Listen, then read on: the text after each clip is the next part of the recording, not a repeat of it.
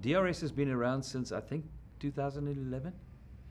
And, you know, when it was first introduced, the ball tracking technology was, in most people's eyes, good. But since then, it's got even better. And we knew that it was far more accurate than people were, or the doubters were giving it credit for. So we've undertaken some research with MIT. They've not only looked at ball tracking technologies, they've also looked at edge detection technologies. And the report is very encouraging. The report shows that actually the ball tracking is even more accurate than we perhaps gave it credit for. And for that reason, we are able to safely reduce the margin of uncertainty, we used to call it, or the umpire's call, as you've referred to it. And, you know, Ian Botham and these experts were always saying, how can that be given not out? That ball was crashing into leg stump.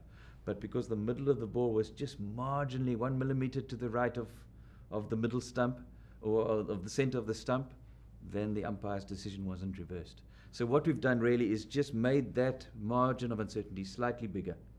It's now the middle of the ball must be in line with the stumps, the outside of the stumps, which means that half of the ball hitting the stump is going to be given out in the future. That's the simple change. Moving forward, we probably need to take heed of what the Cricket Committee is saying, take heed of what the Chief Executives Committee is saying, which is ICC should take more control over DRS. So the implications of that need to be worked out now. What it's going to cost, what it will take for ICC to take more control. Do we need to buy technologies, rent technologies, etc.? And then hopefully we will be able to implement down the line a more consistent form of DRS. Wherever it is used, it should be the same, so that the players understand it, the umpires understand it, of course, and the fans as well. I think the decision to hold the annual conference in Edinburgh was a really good one. First of all, it emphasizes that we're not only talking about the full members, that there are other members out there that have got the potential to progress and get even better. Scotland has never hosted an ICC conference, or in fact has never hosted any kind of ICC meeting before. There's been a few tournaments, but they've never hosted administrators. And I think, just looking around, everyone seemed to thoroughly enjoy their trip to Edinburgh, a very historical city. People who perhaps weren't whiskey drinkers, a few have been converted.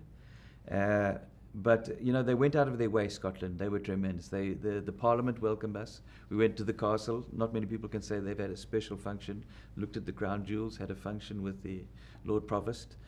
So we were very fortunate. And then finished off with an annual dinner where Rory Bremner was tremendous. In fact, I'm sure it sounded like Alan Lamb, Boycott, Clinton. We had everybody there, actually, at the function. It was probably one of the most memorable we've had. What's worrying me now is that we've got a lot of work to do. We've got trips to the USA, we've got trips to Nepal. But the main projects really is to finalize now this governance review structure. Hand in hand goes, the funding model must be reviewed together with that. And of course the cricket structures. They almost all fit together. You can't do one without the other. And it's probably those three elements all combined into one that's probably the focus for all the ICC staff over the next 3 to 6 months. Thank you. Thank you very much. Okay.